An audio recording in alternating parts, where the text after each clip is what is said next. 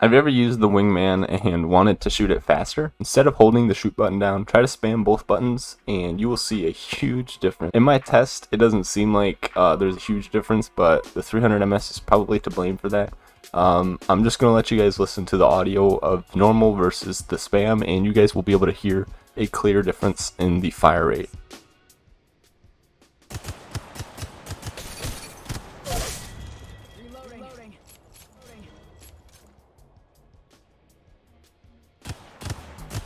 Now you can also try this out with the Hemkok. You're just going to want to turn it on to the single fire mode instead of the 3-round burst, and basically you're going to want to spam the fire button instead of hold it down, like the same with the Wingman, and you will see that the time to kill on these both is just a tiny bit faster. So in a gun battle, this is definitely a very good tip to actually take to your advantage. Now if you are a shotgun user, this next tip may be very useful for you. Now instead of using the normal tap to fire option, you're going to turn on your settings and you're going to go to release to fire, and basically what this is going to do is instead of when you tap the ADS to fire button, what's going to happen is you're going to hold it, and then once you let go of it, you're actually going to fire then. So if you're a gyro user, this is going to be really good for you, because I know I'm using gyro and I was practicing in the firing range with this, and I was using my phone and I was like kind of wiggling it in certain ways, and I was able to just kind of lock on, and it seemed like it worked for me, and I'm going to definitely be trying this setting out more and using it a lot more in ranked mode. So yeah, if you are a shotgun user, let me know how this setting works for you down below.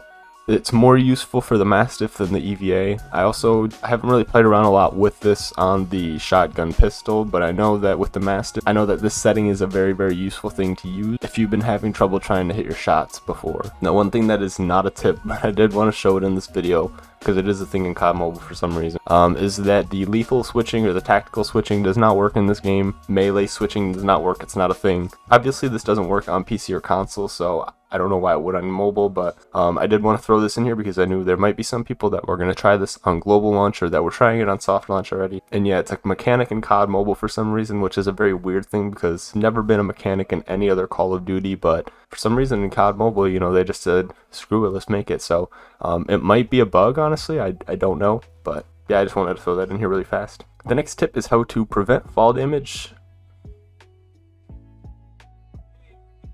The next tip is how to prevent fall fatigue, and basically what that is just the little pause that you make whenever you fall from a high distance. It's very annoying. I was experiencing this a lot in the first couple days that I was playing, and finally I figured out that if you just spam the jump button on your way down, you will actually cancel out the jump fatigue just a little bit. And if you also wanted to incorporate into this a bee hop or bunny hop, you could do that, and you would be able to get out of the area a little bit faster, and you wouldn't be a sitting duck like you normally are, because whenever you jump off of a high area or fall off of a high area, you will see that you just kind of sit there for a second and you're basically a sitting duck for enemies to just kill really fast. So knowing this is a very, very good way to actually not be a sitting duck in the game.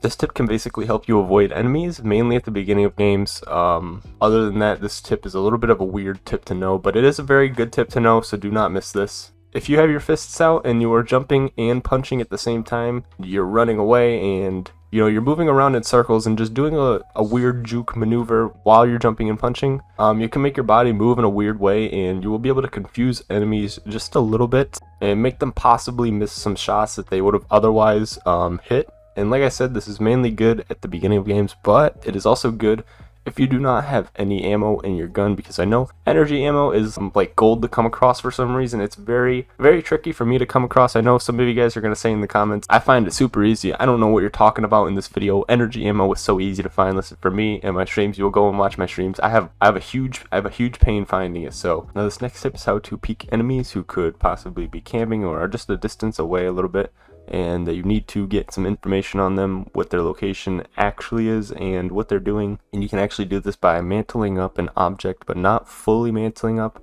Once you get almost to the top, you're going to pretty much just stop yourself, and if you do this right, you will basically only have your head sticking up, and you will kind of be climbed like this. You see it in the video. So this can be dangerous a little bit if they're sniping or something like that, but it also can be very, very useful, like I said, if you're trying to just pick up a little bit information on the other squad and what they're doing. Yeah, but with that, I'm going to head out of this video. If you are new, subscribe, drop a like on this if you haven't already, and I will see you guys very soon. Have a good rest of the day. Thank you for watching. Peace.